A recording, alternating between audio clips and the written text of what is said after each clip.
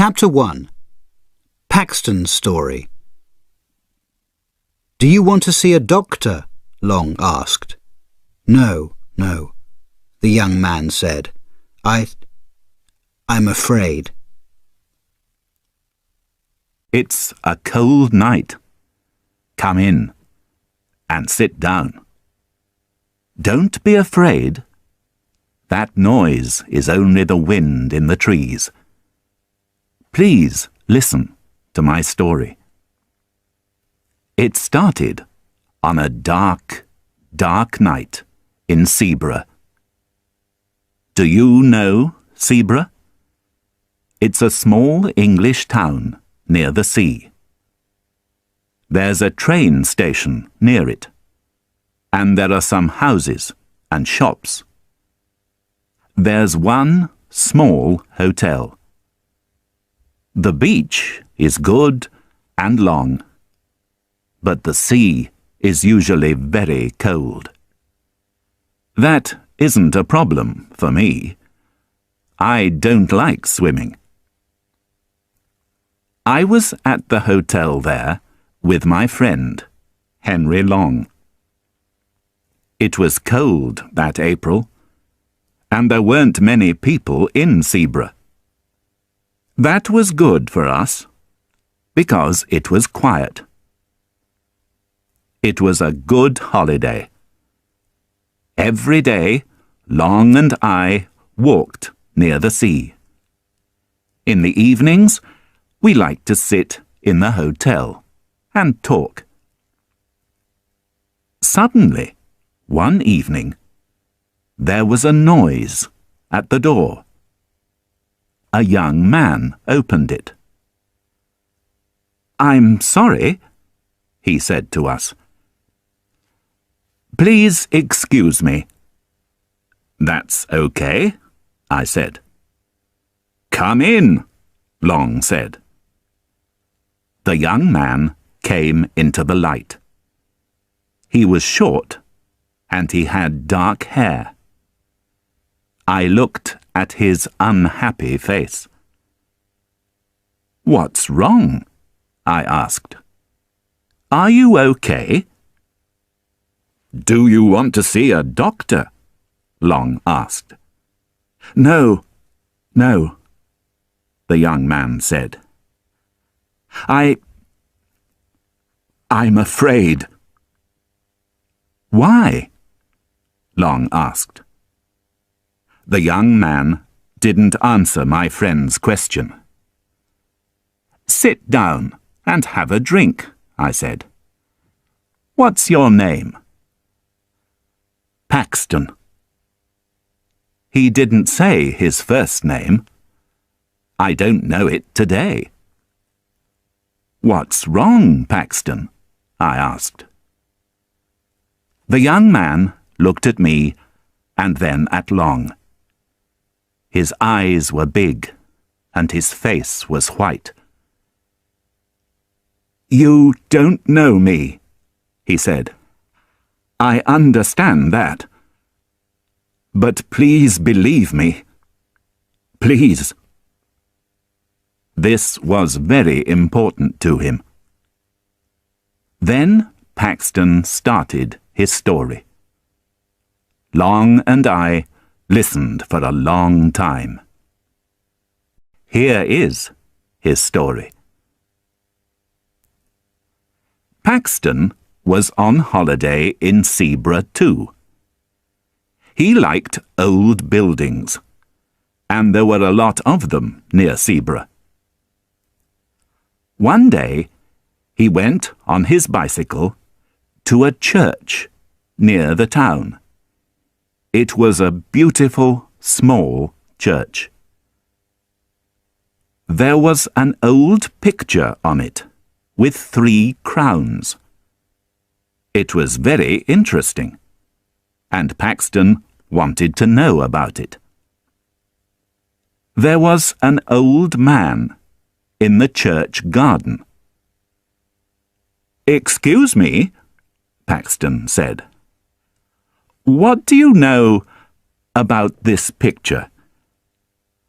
The old man put down his spade and looked at the young man. "Do you know the story of the 3 crowns?" he asked. "No," Paxton answered. "Seabra was always an important place," the old man said. "It is today, too. It's important because it's on the sea." "I don't understand," Paxton said. "The English wanted to protect their country from countries across the sea," the old man said. "They put 3 crowns in the ground near the sea. One of the crowns was here, near Seabra." "But why?" Paxton asked. He didn't understand. What did 3 crowns in the ground do? "The 3 crowns were magic," the old man said. "Their magic protected the country." "Do people believe that?"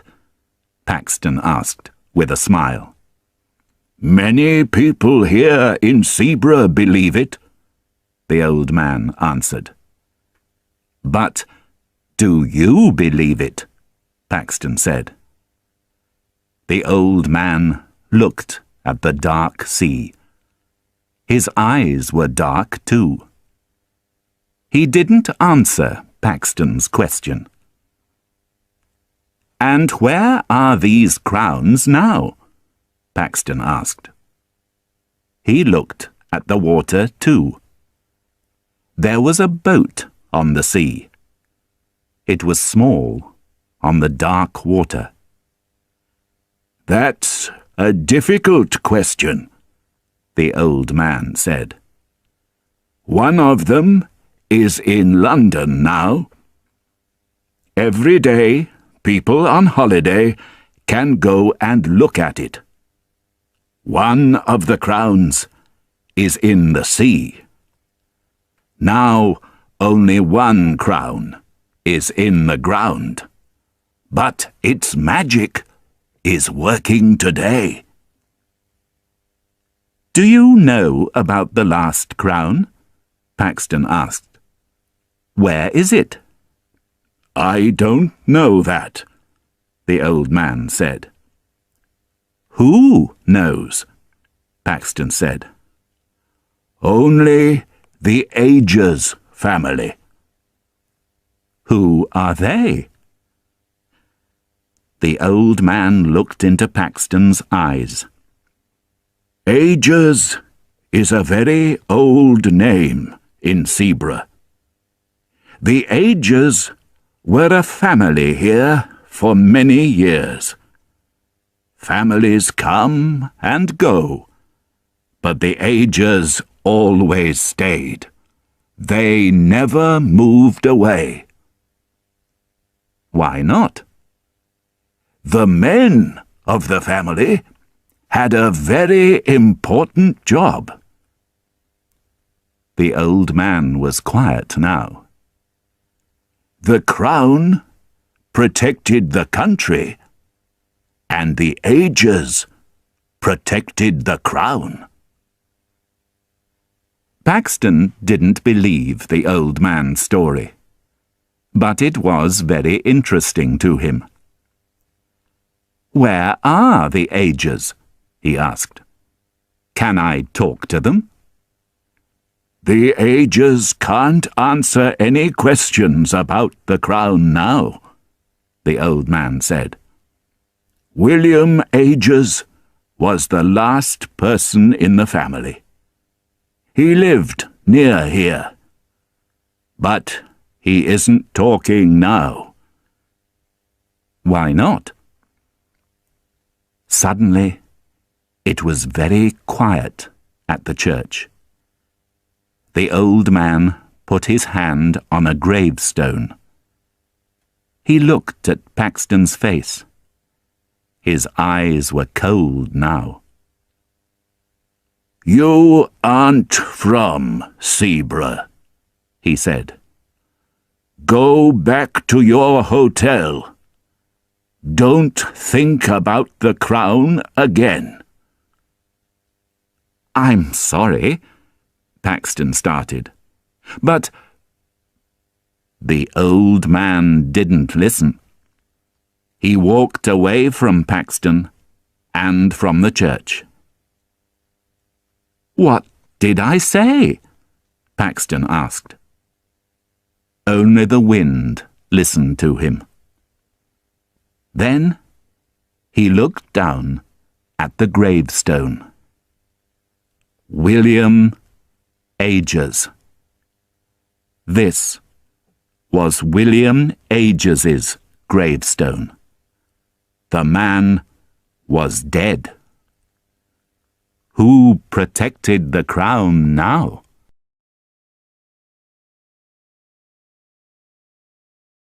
Chapter 2. The Man on the Hill. He was there in the sun. He was there in the rain. He was there on cold days. He was always there. Paxton had many questions, but there were no answers here at the church. It was cold now, and the wind was strong. Paxton went back on his bicycle to the town.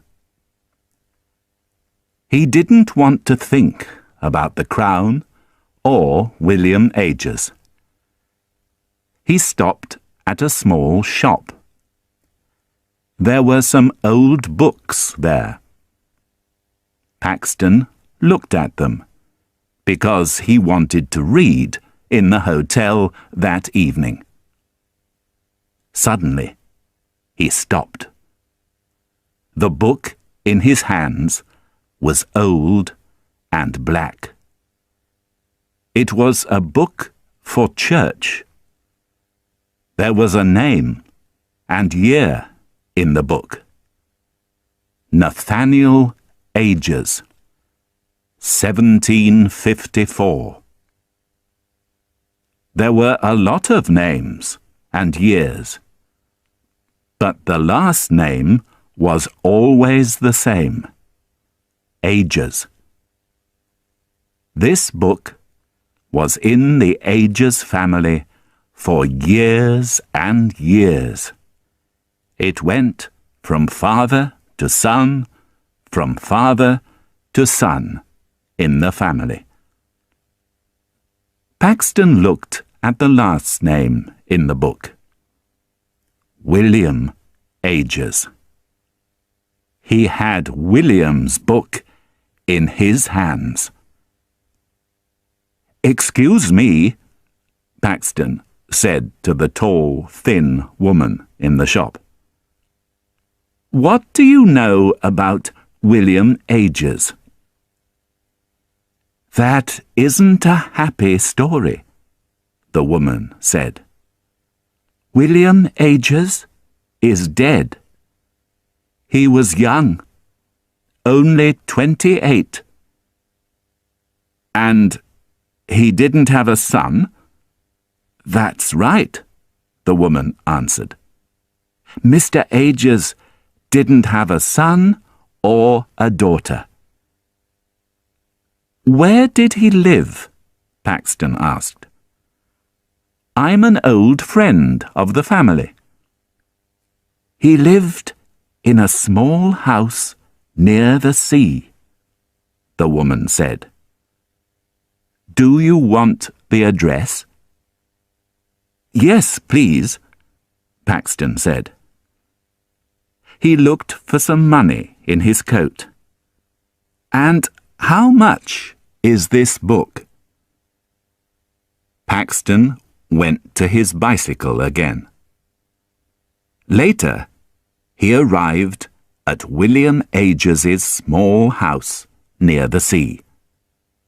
It was dark and quiet there. Behind the house was a hill.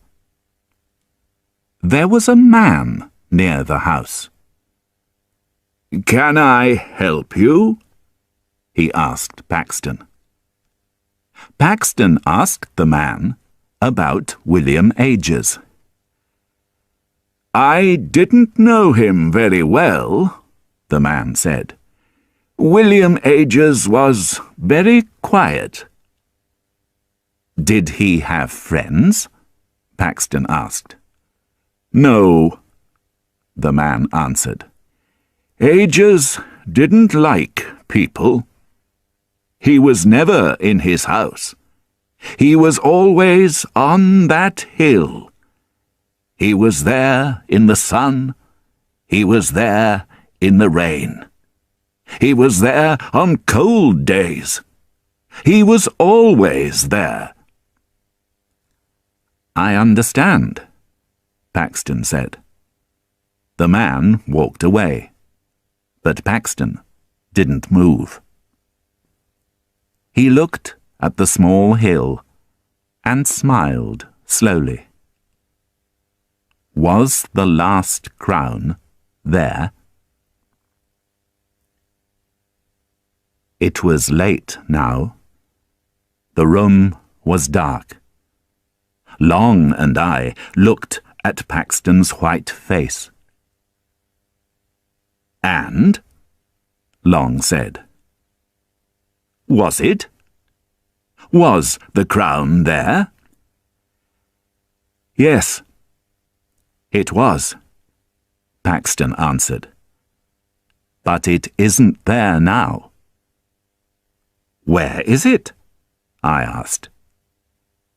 "It's in my room." I didn't believe him. "The crown is here? In this hotel?" I said. Can we see it?" Long asked. Paxton didn't answer. We all listened to the wind. Then he said, "Yes."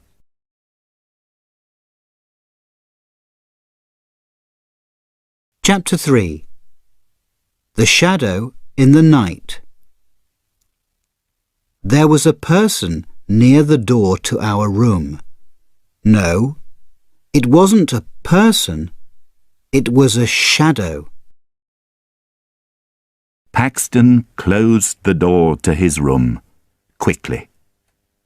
Then he put a black bag on the table. "Is it in there?" I asked. Paxton didn't answer. Slowly, he opened the bag. In his hand was a black book. It was very old. Paxton opened it for us. "Can you see the names?" he said. Long looked at the names in the book. "William Ages," he said. But I didn't look at it. No. I looked at the crown in our new friend's hands. It was very old, but it was beautiful. I had a lot of questions. How old was the crown? Was it light or heavy? I moved my hand to the crown. But Paxton shouted, "No!" I stopped asking questions and looked at Paxton. "I'm sorry," he said to me.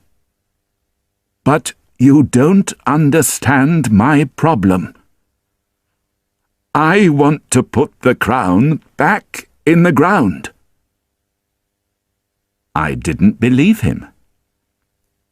"You can't put it back," I said. This crown is very important. Telephone the newspapers in London. No, you don't understand, Paxton said again. His eyes were big and afraid. Okay, let's go to our room, Long said. We can talk about the problem there. Paxton put the crown back in the black bag. He went to the door, but then he stopped. Wait! Go before me and look in your room, he said. Please. But why? Long said. We're the only visitors in this hotel. But then we remembered the crown in Paxton's black bag. I opened the door and we looked left and right. There was a person near the door to our room. No, it wasn't a person. It was a shadow. It moved quickly. Who was that? Long asked. We were in our room now. I don't know, I answered. A hotel worker? No. It wasn't a hotel worker, Paxton said. He finished his story for us. Paxton went back to the hotel from William Ages's house that afternoon. In his room, he looked at the Ages's book for a long time. Then he closed the book and went down for some food. Later, he went back to the room. The book was open at William Ages's name. Paxton was afraid. But that didn't stop him. He went to the hill again with his spade. It was dark now, but he didn't stop working. Suddenly, there was a noise. Was it the wind? Paxton looked behind him. Was there a man in the trees? A dark shadow? No, of course not. Paxton started to work again. The spade was heavy now, and it was a difficult job. He wanted to sleep, but he wanted to find the crown too. And then it was there, the crown. Paxton smiled. He put his hands on it. Suddenly, there was a noise behind him again. It wasn't the wind, and it wasn't an animal. It was the noise of a man, an angry man. Paxton looked behind him. Again, no man was there. But wait. Did a shadow move? Paxton didn't know. But he was suddenly very afraid. He quickly put the crown in his bag and started to go back to the hotel. But now, the shadow was with him. It was always behind him. Paxton looked back, and the shadow always moved quickly away. But then it came back. Sometimes it was near him, and sometimes it was far away. Paxton was very afraid. Who, or what, was the shadow? And what did it want from him?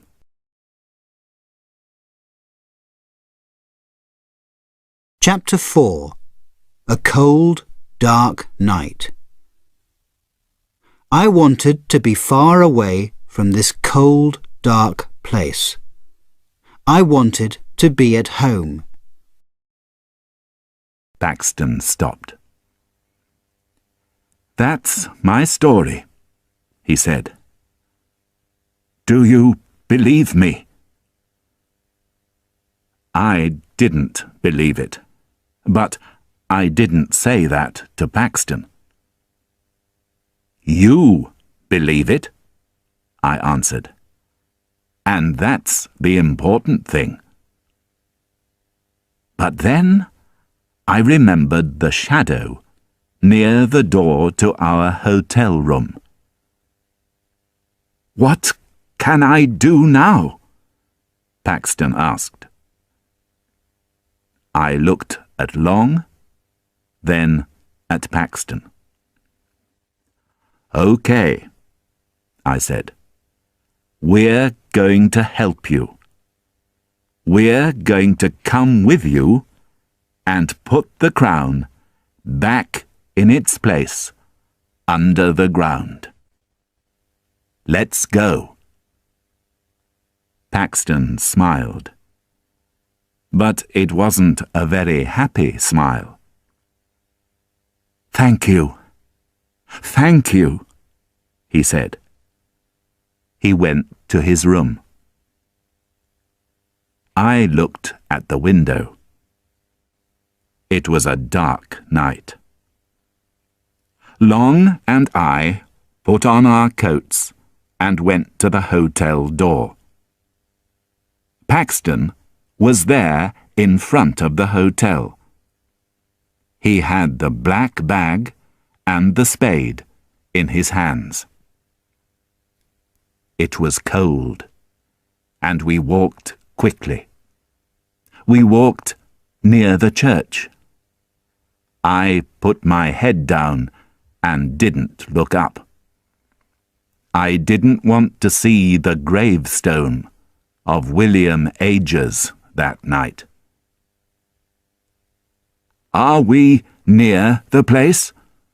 Long asked. My friend Henry Long likes walking, but he doesn't usually walk very quickly. "Yes," Paxton answered. Suddenly, I looked left. "What's that?" I said. "What did you see?" Long asked. "There's a man. He's watching us from those trees. I know it."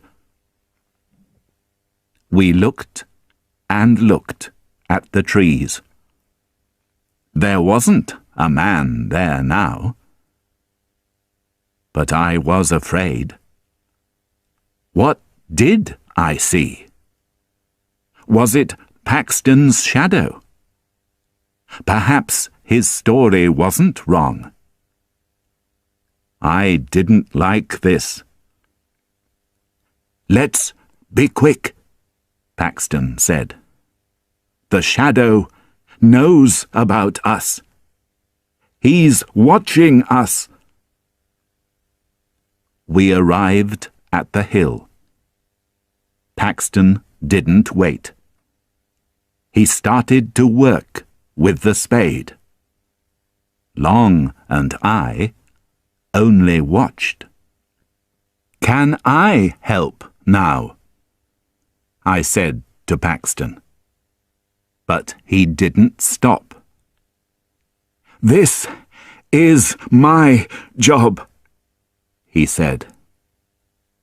Then he said to us, "Give it to me." We put the bag on the ground near him. But we didn't open it. Paxton did that. I looked at the crown for the last time in Paxton's hands. He finished the job quickly. "Is it in the ground?" I asked him. "Yes." I smiled. But Paxton didn't smile. "Let's go back to the hotel," Long said. "It's very late, and our beds are waiting for us." We started to walk down the hill. Suddenly, Long said, "Remember your coat, Paxton. It's up on the hill." I looked up the hill behind us. Long was right. Paxton's long, dark coat was there on the ground. But our new friend didn't move. "What's wrong, Paxton?" I asked. His face was white. His mouth moved, but he didn't talk. "Are you okay?" Long asked. I didn't bring my coat," Paxton said. "It's in my hotel room." The dark thing on the hill wasn't his coat. But what was it? I looked again. It wasn't there now. We went down the hill very quickly. We didn't talk. We only listened to the noise of the sea. Sometimes I looked behind us. Was that a shadow behind the trees? Did a shadow move in the church garden? Was there a dark shadow behind the gravestones? I didn't know, and I didn't want to know. I wanted to be in my bed. No, I wanted to be far away from this cold, dark place. I wanted to be at home. We arrived at the hotel at 12 o'clock. A hotel worker opened the door for us. He looked at the three of us. "It's a cold night," he said. I was afraid. But I smiled. "Yes, it is." The hotel worker looked up the road behind us. "Did you meet any people on the road?" he asked. "No," Paxton said. "We were the only people in Zebra." "But there was a man behind you," the hotel worker said. Paxton looked back into the night with big eyes. The shadow wasn't there now. The three of us went to our room. Paxton went to the window. "It's okay now," I said to him. "The crown is in its place again. You're not in danger now." Paxton's eyes stayed on the night. "Perhaps," he said. He went to the door. He said, "Thank you," to Long and me. And then he went to his room. "Good night," I said. "Sleep well."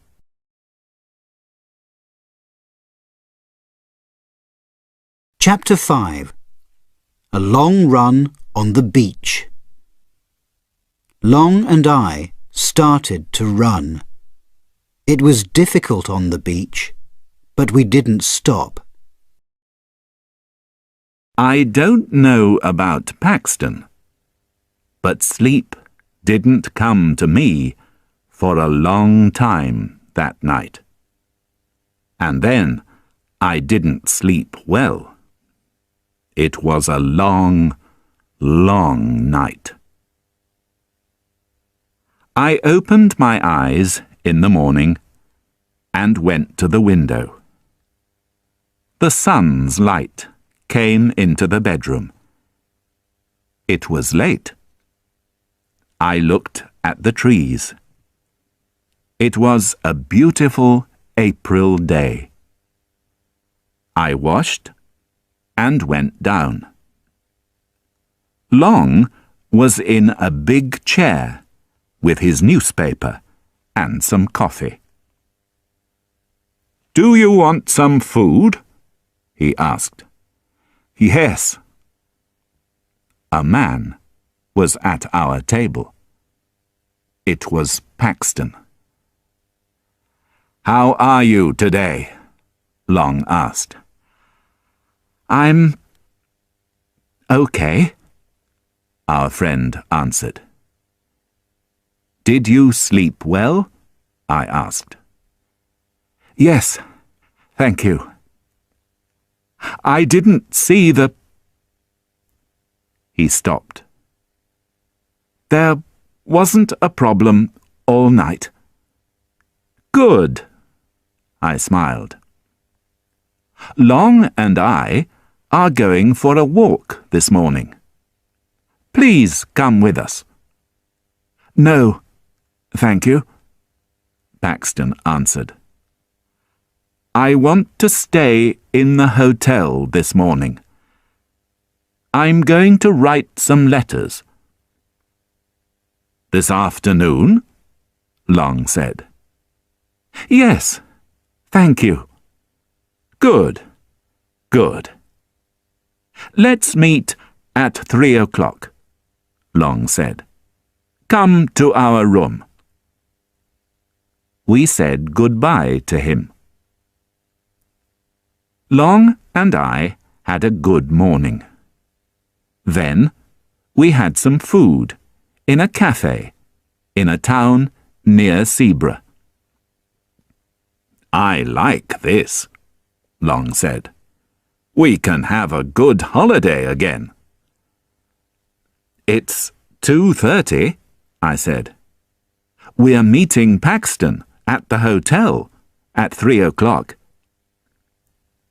Paxton was at the hotel. He had a book in his hands, and there was a smile on his face. "Did you have a good morning, Paxton?" I asked. "Yes, thank you," he said. "I did." Long and I wanted to wash. Paxton waited for us. I went down again quickly. But Paxton wasn't there. Only his book was on the chair. Long came down too. "Where's Paxton?" he asked. "I don't know," I said. "Perhaps he's in his room." But there was no answer at Paxton's door. We looked in the hotel garden, but Paxton wasn't there. I was a little afraid now. A hotel worker came to us. "You're here," she said. "Yes," I answered. "Why did you say that?" "Mr. Paxton isn't here," she said. "He wanted to see you and Mr. Long. You were in front of the hotel. You shouted to him. He said—" "We didn't shout to him. We were in our room." "We didn't shout to Paxton. Who did?" I was very afraid now. "Paxton," I said. "He's in danger." In front of the hotel, we looked for our friend. "I can't see him," I shouted. The hotel worker was at the door behind us. "He went to the beach," she said. "He wanted to see you and Mr. Long." "Thank you." Long and I started to run. It was difficult on the beach, but we didn't stop. "There! I can see him," Long said. There was a person on the beach, but he was far away. We shouted again and again. "Paxton! Come back, Paxton! We're here!" But there was a lot of noise from the wind and the sea. Paxton didn't hear us. What's he doing?" "I don't know. I can't see from here." "Look at this, Long!" I shouted. There were footprints on the beach from Paxton's shoes. "And look at this!" This was a footprint too, but it wasn't Paxton's. "But what's wrong with it?" Long asked. "This person didn't have shoes," I said. "Was it a person?" Long said. "Perhaps it was an animal." The footprint was very thin. I didn't answer. A name came into my head. William Agers. But William Agers was dead. "Quick!" I shouted. We started to run again. Where was Paxton now?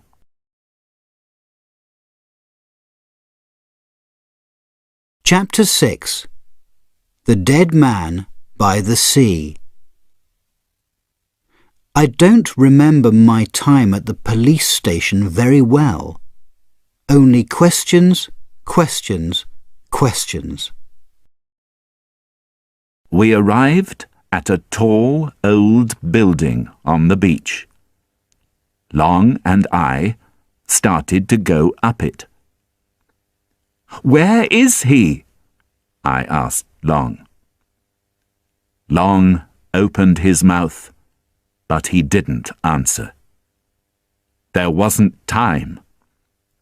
Suddenly, there was a noise. It was a person. A shout. But where did it come from? "Who's that?" I shouted. We looked down. "No!" I shouted. There was a man on the ground. It was our friend Paxton. He didn't move. His dead eyes looked up at us. I looked at the dark sea. "Paxton was right," I said. "He did it." "Who?" Long asked. "I don't understand."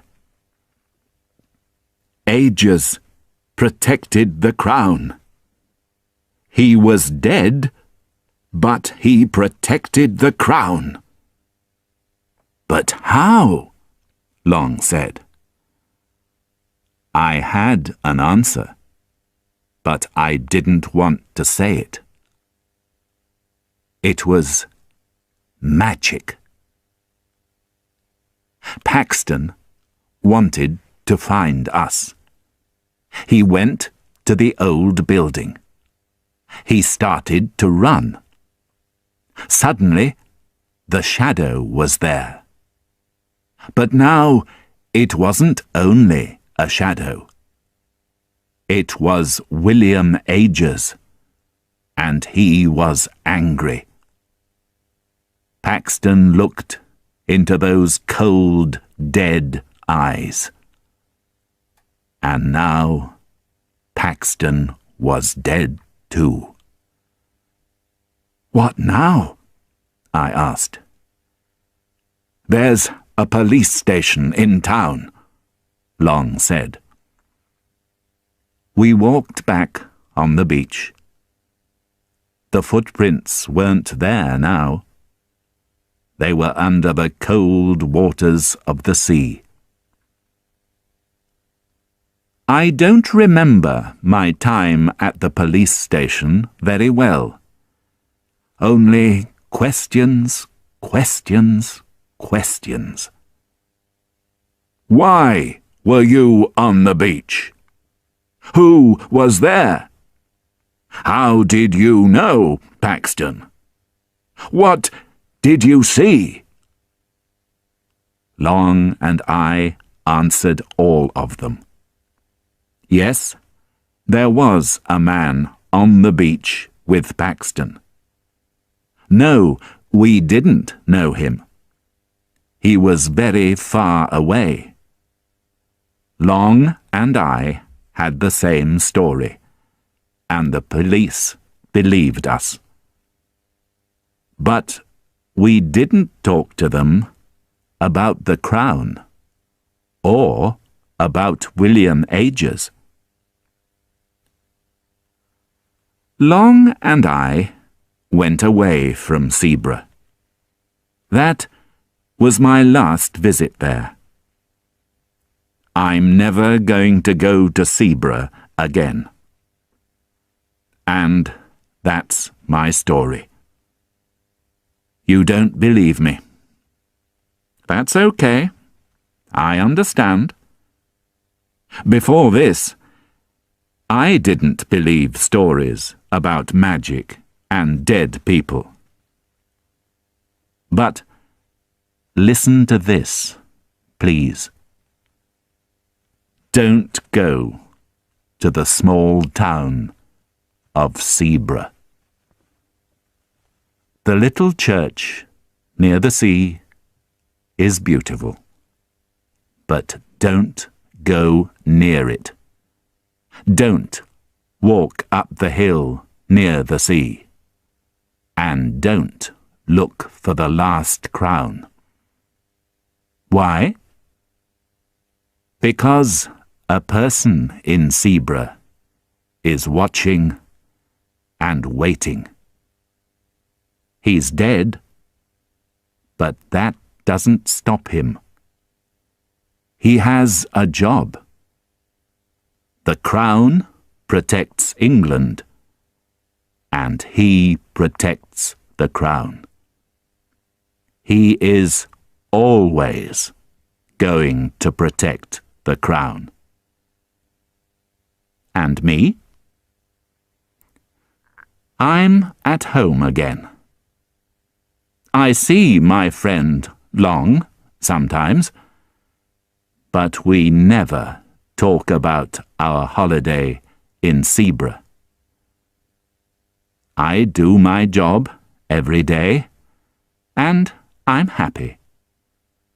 But at night, I don't sleep very well.